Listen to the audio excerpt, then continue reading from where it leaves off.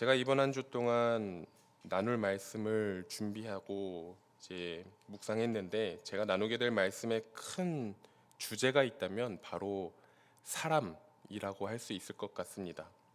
사람이란 어떤 존재인가, 그리고 어떤 존재가 되어야 하는가 하는 것을 성경 말씀을 통해서 알아보고 같이 함께 생각해 보고자 합니다. 사람을 주제로 여러분과 말씀을 나누고자 하는 이유는 바로 저와 여러분 모두가 사람이기 때문이지요. 그리고 우리는 성경을 하나님의 말씀으로 받아들이는 신앙인입니다. 따라서 성경에 나타나 있는 사람에 대한 하나님의 가르침은 우리가 충분히 들어보고 고민해 볼 법합니다. 이 주제를 가지고서 성경 말씀을 우리가 같이 볼 때에 저와 여러분의 삶 속에 하나님의 교훈이 새겨지기를 바랍니다. 오늘 본문은 하나님께서 사람을 창조하신 이야기를 다루고 있지요. 흥미롭고 또 재미있게도 성경에서 창세기가 가장 앞부분에 있지 않습니까? 이 성경의 가장 첫 부분에서 성경책에서 제일 먼저 언급되는 이야기가 있다면 그것은 바로 이 세상과 사람에 대한 이야기다라는 겁니다. 하나님께서 이 세상과 사람을 창조하셨더라 하는 것이죠. 그래서 사람은 어떤 존재인가라는 것을 질문했을 때 성경이 우리에게 가장 먼저 주는 대답은 사람은 하나님의 피조물이다라는 겁니다. 우리는 하나님을 어떤 분이라고 고백합니까? 우리가 하나님을 고백할 때, 또 기도를 하거나 예배를 드리거나 찬양할 때 우리가 하나님을 부르곤 하지 않습니까? 우리가 그럴 때 하나님을 어떻게 부릅니까?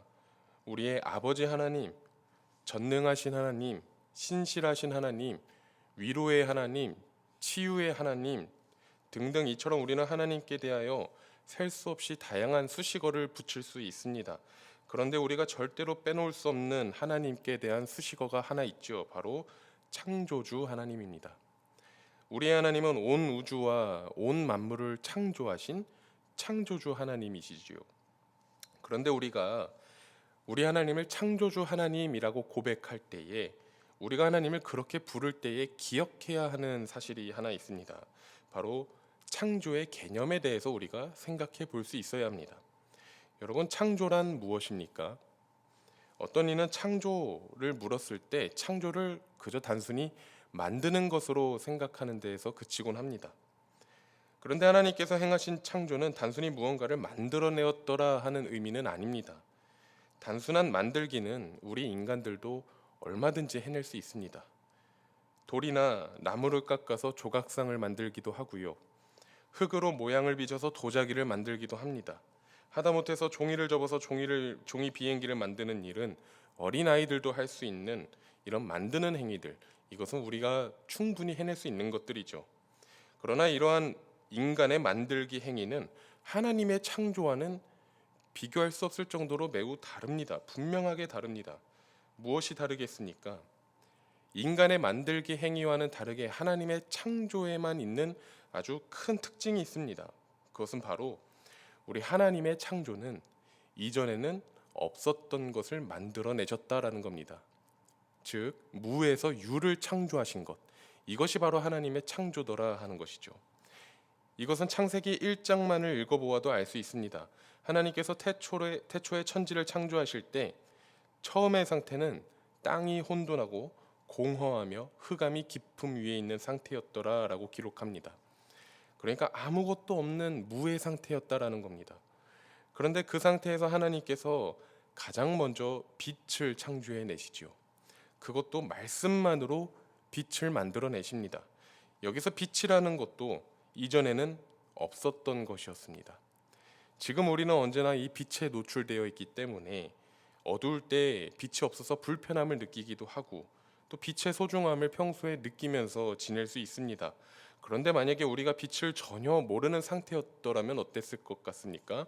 엉뚱한 상상일 수도 있지만, 우리가 만약에 빛을 본 적도 없고 또 밝다는 것이 무엇인지, 빛이 무엇인지 전혀 몰랐더라면 우리는 그냥 흑암 속에서 적응하면서 지냈을지도 모릅니다.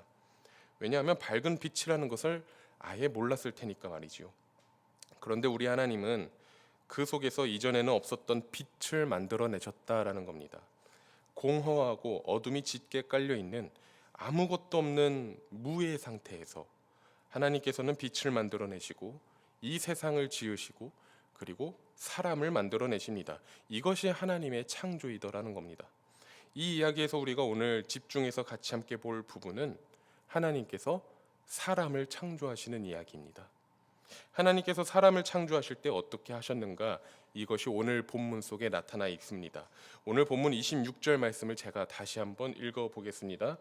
하나님이 이르시되 우리의 형상을 따라 우리의 모양대로 우리가 사람을 만들고 그들로 바다의 물고기와 하늘의 새와 가축과 온 땅과 땅에 기는 모든 것을 다스리게 하자 하시고, 하나님께서 사람을 창조하실 때에 하나님께서 이렇게 말씀하십니다.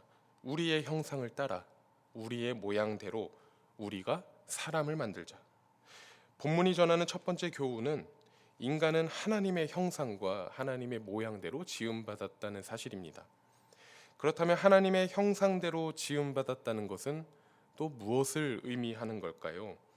하나님의 형상대로 지음받았다는 것은 우리의 모습이 하나님의 모습, 하나님의 형상을 닮았다는 것을 의미합니다.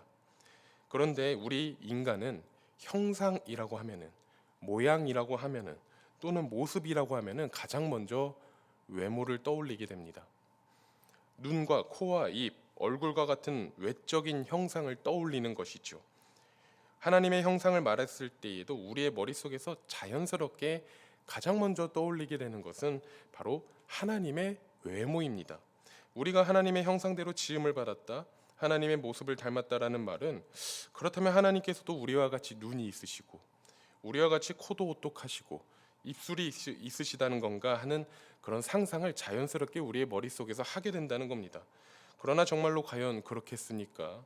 아시다시피 그것은 아무도 모르는 일이죠.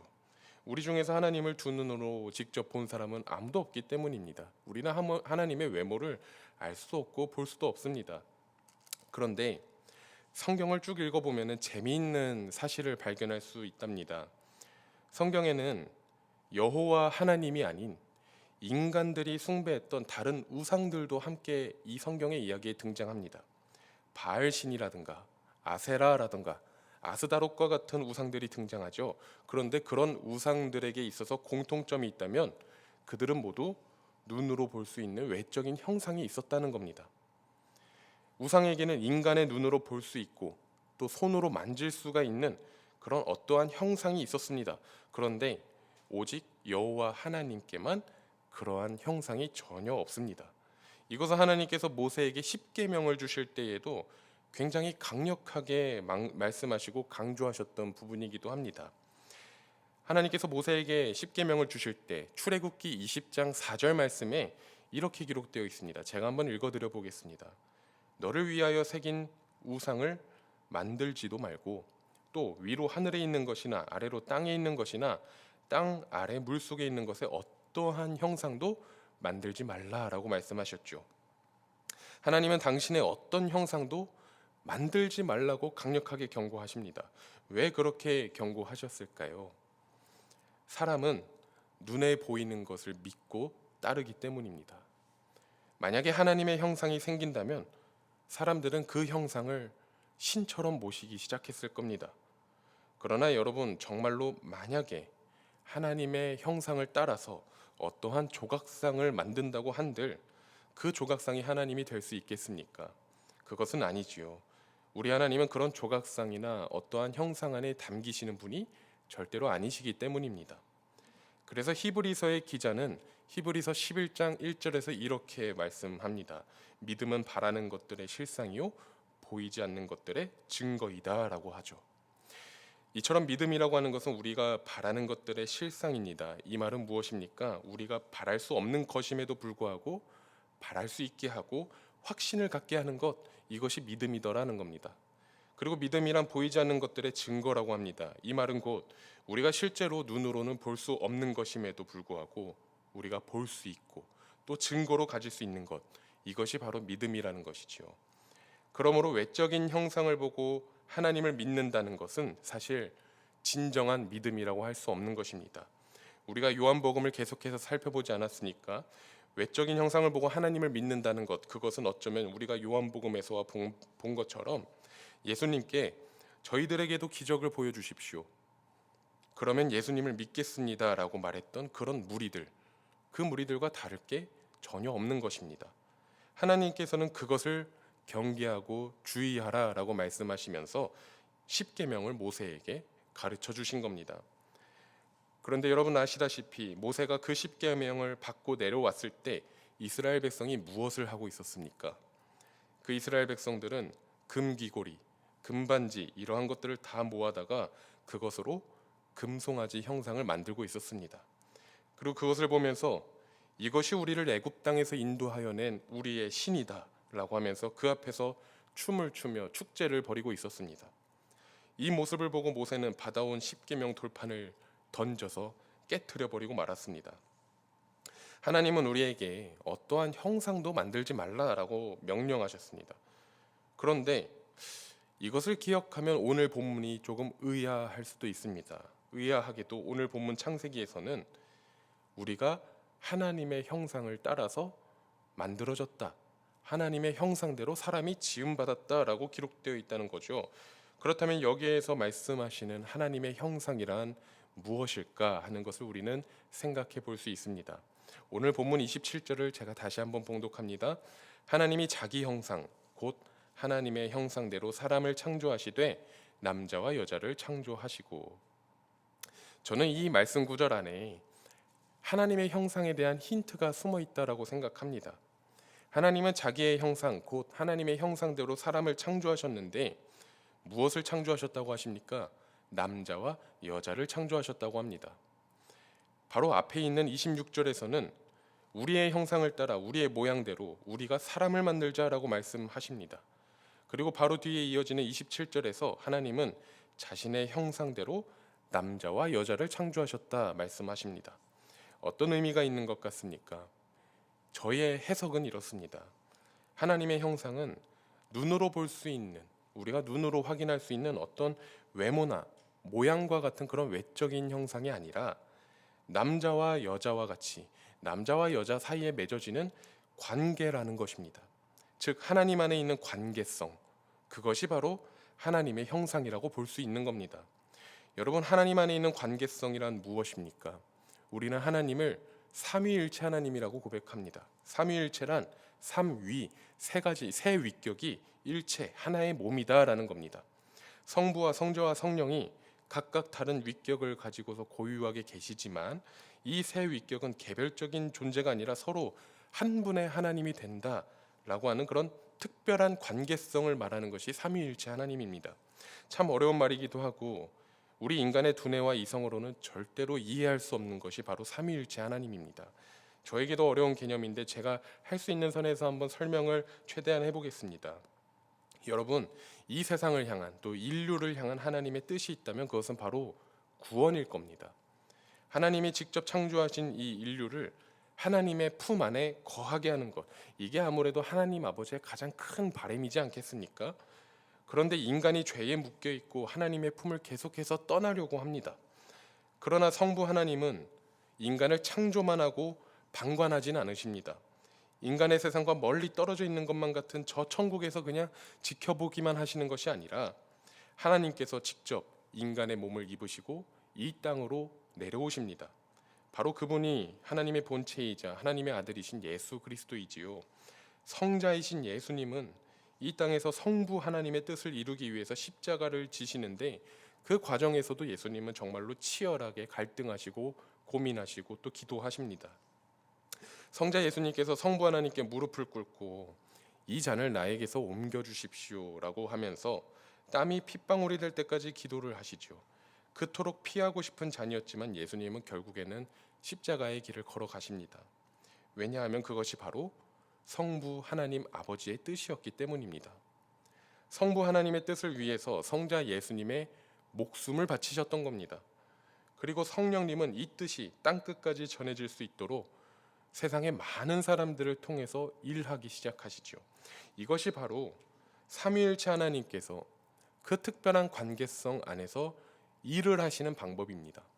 성부와 성자와 성령이 서로 협력하고 서로 대화도 하시고 서로 내어주고 서로 사랑하는 그 신비한 관계 안에서 하나님이라고 하는 그 정체성, 또 하나님의 형상을 이루어가고 계신다라는 겁니다. 그래서 하나님께서는 사람을 창조하실 때에도 그러한 하나님의 형상을 따라서 남자와 여자를 창조하신 겁니다. 무엇 때문이겠습니까? 바로 서로 사랑의 관계 안에서, 그 특별한 관계성 안에서 하나님의 형상을 함께 이루어가라는 것이죠. 그래서 하나님의 형상은 서로 다른 두 존재 사이에서 인격적인 관계다라고 할 수 있습니다. 나와 마주하고 있는 너라고 하는 그 사람에 대해서 열려있는 마음을 가지고 협력하고 대화하고 내어주고 또 배려하고 사랑하는 그 관계가 바로 하나님의 형상인 것입니다. 그래서 우리는 종종 당신은 하나님의 형상입니다라고 고백하곤 하는데, 이 말은 곧 우리는 하나님처럼 서로 사랑하는 관계 안에 있습니다라고 하는 그런 고백이 될 수 있다는 것이죠. 이 말이 하나님의 형상 안에 담겨 있는 의미라고 저는 생각합니다. 오늘 본문 28절을 제가 한번 읽어볼까요? 하나님이 그들에게 복을 주시며 하나님이 그들에게 이르시되 생육하고 번성하여 땅에 충만하라, 땅을 정복하라, 바다의 물고기와 하늘의 새와 땅에 움직이는 모든 생물을 다스리라 하시니라. 28절에는 두 가지 내용이 있습니다. 첫째는 하나님께서 남자와 여자에게 복을 주셨다라는 것이고, 둘째는 그들로 하여금 다른 피조물들을 다스리게 하는 책임을 주셨다라는 겁니다. 먼저 하나님께서는 사람에게 복을 주셨습니다. 하나님께서 사람을 창조하신 후에 가장 먼저 하신 일은 그들에게 복을 주시는 것이었습니다. 여러분, 복이라고 하는 것은 무엇입니까? 내 스스로가 무엇을 복으로 여기고 있는가 하는 것을 알기 위해서는 나는 언제 가장 행복한가라는 것을 질문해 볼 수 있어야 합니다. 여러분은 언제 가장 행복하시면서 또 무엇을 가장 복으로 여기십니까? 누군가는 경제적인 풍요를 가장 최고의 복으로 꼽기도 합니다. 또 누군가는 사회적인 명예 그리고 인정, 이러한 것을 복으로 이야기하기도 합니다. 만약에 물질과 명예와 같은 것이 가장 복된 것이라면, 그렇다면 이 세상에는 불행한 사람이 참 너무나도 많을 겁니다. 왜냐하면 물질과 명예는 가져도 끝이 없기 때문이죠. 아무리 많이 가진 사람일지라도 자기 자신보다 더 많이 가진 사람을 보고 비교하면 그 사람은 곧 다시 불행해지는 법입니다. 그리고 하나님께서 남자와 여자를 창조하신 후에 그들에게 복을 주셨다고 했는데, 이처럼 하나님께서 주신 복도 그런 물질과 명예와 같은 복은 아니었을 겁니다. 그렇다면 그것은 무엇일까요? 복이 무엇이냐라고 하는 질문에 대한 대답은 우리 모두가 다 다를 겁니다. 우리가 받고 있는 복, 우리가 누리고 있는 복이 서로 다 다르기 때문이지요. 그저 우리가 누리고 있는 것을 하나님께로부터 받았음을 인정하고 그것에 감사할 수만 있다면 그 모든 것은 복이 될 수 있을 겁니다. 그런데 본문에서는 그것보다 더 중요한 것이 있습니다. 그것은 우리 인간은 복을 추구하는 존재가 아니라 이미 복을 받은 존재라는 사실입니다. 왜냐하면 하나님께서 사람에게 복을 주셨다라고 성경이 선언하고 있기 때문이죠. 사람은 하나님께서 이미 주신 복을 잘 간직하고 살아야, 그것을 소중히 여기면서 살아야 하나님의 형상대로 지음받은 그 사람다움, 그것을 잘 유지할 수 있다는 겁니다. 그래서 본문에서 하나님이 그들에게 복을 주셨다라고 하는 이 말씀을 이렇게 바꿔 말할 수도 있을 겁니다. 하나님께서 그들을 행복하게 하셨다라고요. 여러분, 우리가 무언가를 이루어야만 한다, 무언가를 성취해야만 행복할 수 있다라고 하는 것은 절대로 결코 성경적인 가르침이 아닙니다. 성경은 우리가 이미 하나님 안에서, 이미 예수님 안에서, 성령님 안에서 행복한 존재로 창조되었더라라고 가르칩니다. 우리는 이미 하나님 덕분에, 예수님 덕분에, 성령님 덕분에 행복한 사람들이 되었다는 사실을 기억하시면 좋겠습니다. 그리고 마지막으로 본문 28절은 사람에게 다른 피조물을 다스리게 하는 책임이 있다라는 것을 전해줍니다. 이것은 번외로 그냥 짧게 이야기해 보면 좋겠는데요. 하나님께서 인간에게 생육하고 번성하여 땅에 충만하라, 땅을 정복하라, 그리고 모든 생물을 다스리라 라고 하는 명령을 주시지요. 그리고 이후에 창세기 2장으로 넘어가 보면 하나님은 선악을 알게 하는 나무와 생명나무의 열매 그것을 먹는 것 외에는 다른 모든 것은 다 전부 다 해도 괜찮다라고 허용해 주십니다. 그런데 많은 사람들이 성경의 이 말씀을 오해해서 읽고는 합니다. 땅과 생물을 다스리고 정복하라라고 하는 이 말씀을 마치 우리 인간의 손에 땅에 대한 소유권이 있는 것처럼 생각하는 겁니다. 하지만 여기서 하나님께서 인간에게 주신 것은 그런 땅과 자연에 대한 소유권은 아닙니다. 하나님께서 우리에게 주신 것은 자유와 책임이다라고 말하는 게 보다 더 정확할 것입니다.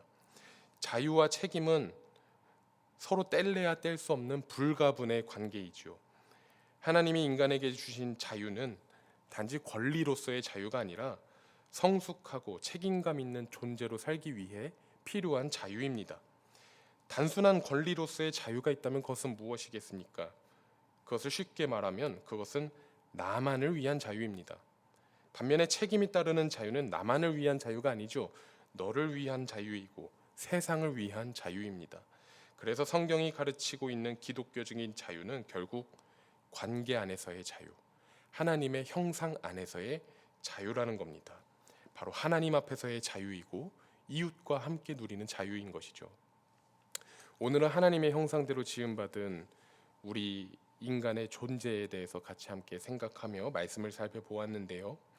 그 어떤 형상도 만들지 말라고 십계명에서 명령하셨던 우리 하나님께서는 사실 이미 하나님의 형상대로, 당신의 형상대로 우리를 창조하셨습니다. 다시 말해서 하나님은 아무것도 없는 무의 상태에서 인간을 창조하셨고 그 인간을 하나님의 관계의 대상으로, 사랑의 대상으로 우리를 삼아 주셨다라는 겁니다. 그리고 그 형상을 따라서 남자와 여자를 창조하셨지요. 나와 너를 창조하신 겁니다. 우리의 공동체, 우리의 사회를 창조하셨습니다. 이제 이 말씀과 교훈을 우리의 삶으로 가져와서 생각해 봅시다. 하나님의 형상을 회복한다는 것은 하나님의 관계성을 회복한다는 의미입니다. 그것은 나만 보고 나만 생각하는 것이 아니라 너를 함께 바라보고 이해하며 배려하며 생각하는 겁니다. 심지어는 평소에는 내가 그렇게 좋아하지 않았던 그 사람조차도 하나님의 형상대로 지음받았다는 것을 기억하는 겁니다. 나의 마음이 다치고 또 내 마음이 상할지라도 너를 생각하며 너를 위해서 사랑하며 섬기는 것이죠. 그러한 삶이 바로 하나님의 형상대로 창조의 섭리대로 지음받은 우리의 삶인 줄로 믿습니다. 오늘 말씀 기억하시면서 이처럼 하나님의 형상대로 우리 예수님을 닮아가기로 결단하며 날마다 더욱더 성숙해져가는 저와 여러분이 되기를 간절히 바랍니다. 함께 기도하겠습니다. 하나님 아버지, 오늘도 말씀으로 우리를 가르쳐 주셔서 감사합니다. 오늘은 우리를 하나님의 형상대로 지어 주시고 우리를 사랑의 대상으로 삼아 주셨던 그 하나님의 은혜를 묵상합니다. 하나님, 우리의 존재가 하나님의 형상대로 지어졌다는 사실을 항상 기억하며 살기를 원합니다. 삶이 힘들고 고단하게 느껴질 때마다, 버거워서 탄식이 나올 때마다 우리의 모습을 손수 지으신 하나님 아버지의 손길을 느낄 수 있기를 기도합니다. 하나님의 따뜻한 손길과 위로가 우리에게 항상 있게 하시고 우리가 호흡하고 살고 있는 것만으로도 감탄할 수 있도록 우리 하나님께서 우리의 마음을 기쁨으로 가득 채워 주시옵소서. 그리고 나뿐만 아니라 우리의 모든 이웃들을 하나님의 형상으로 바라보게 하시고 우리를 향한 하나님의 뜻을 따라서 서로 사랑하며 섬기며 살아가는 그 마음을 우리 모두에게 허락하여 주옵소서. 오늘 하루 그런 기쁨을 더욱더 누리며 살 수 있게 하시고 오늘도 만나는 사람들과 행복한 하루, 맡은 일을 잘 감당하는 하루가 되게 하여 주옵소서. 이 모든 것을 예수님의 이름으로 기도드립니다. 아멘.